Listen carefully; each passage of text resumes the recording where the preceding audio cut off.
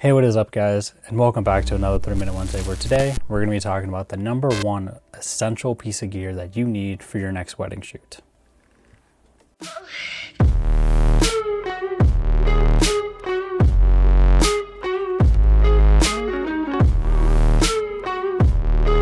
So we all know for a typical wedding shoot, we're having to run indoors and outdoors, constantly having to screw on and off our variable ND filters.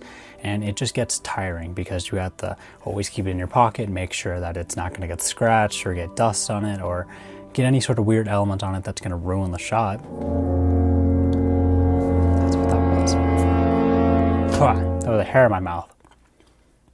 Ugh, I felt that for like the past 3 takes of this. Anyways, so we all know the pains of having to carry around an ND filter and screw it back on onto the lens and off the lens, as well as having to make sure that each variable ND filter that we have has the correct thread size for the lens that we're using, or even make sure that we have the right step down ring on the lens that we're using to be able to swap between lenses and have the same ND filter.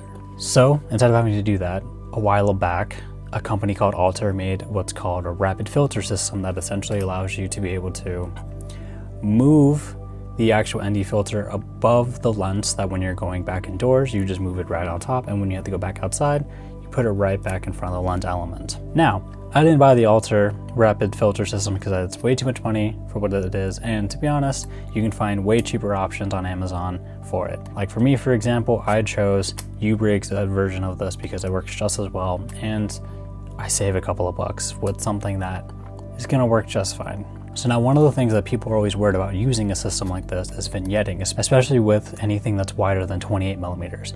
And what I have found is that if you're using the right thread size for your lens that's wider than 28 millimeters, you are going to get vignetting in the corners.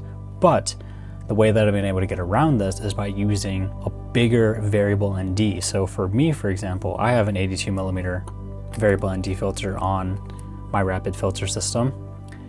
And the nice thing about Ubrig is that they actually have different types of adapters. So mine is a 67 to 82 millimeter.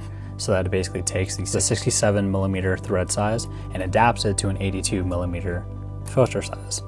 And therefore I get very minimal vignetting in the corners, almost to the point where you won't even notice it at 17 millimeters on my Tamron 17 to 28.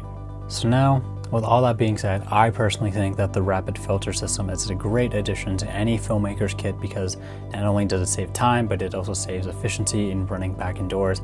And we all know that we really don't get a second chance at weddings, and if you miss the shot, you miss the shot. And anyways, that's gonna do it for today's 3-Minute Wednesday. I hope you guys all have a good week, and I'll see you guys next time. Peace.